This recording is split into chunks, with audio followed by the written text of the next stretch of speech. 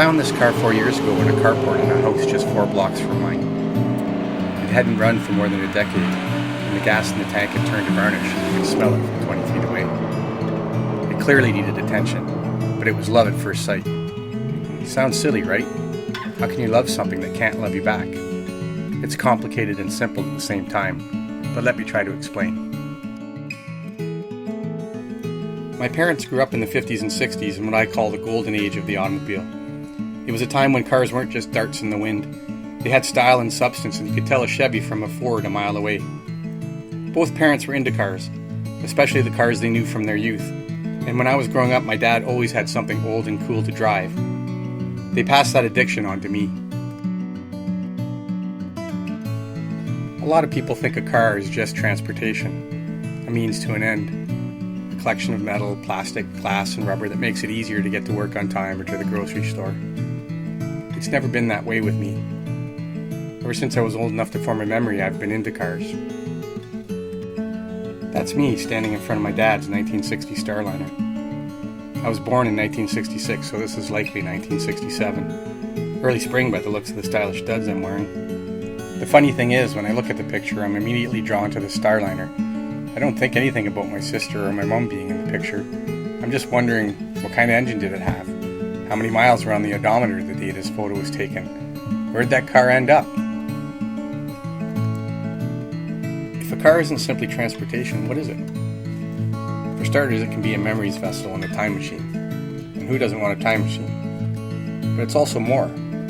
My addiction to old cars has its roots in a more visceral place: speed. My dad used to drag race, and I spent a lot of time at the track as a youngster. There is a raw power, a brute force created by an old V8 with a thumping, lumpy cam and a guttural bark that gives me an adrenaline rush. I chase it whenever I get the chance, and thanks to my '66 Plymouth Satellite, I get it daily if I want. A car is more than just the sum of its parts, though the parts in my '66 Satellite are pretty cool. It's got a 440 V8 that pumps out 450 horsepower and loads of tire shredding torque. It's got 17-inch rocket racing wheels, 4-wheel disc brakes, and Hotchkiss total vehicle suspension package that gets the stance down and allows it to handle better than any 60s car ever did from the factory.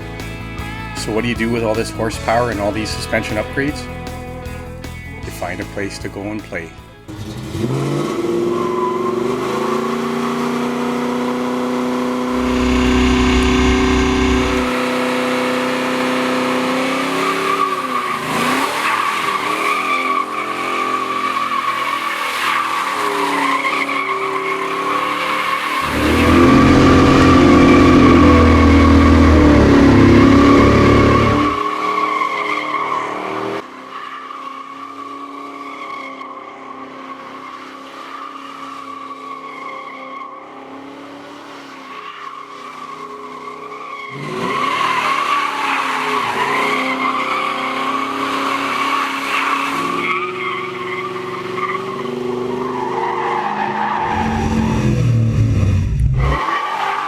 If you think this is a blast, you're right. It's moments like this when you're kind of become one with the car, and that I built the Satellite myself to handle this type of abuse and ask for more, well, that just creates a resonance that's hard to achieve.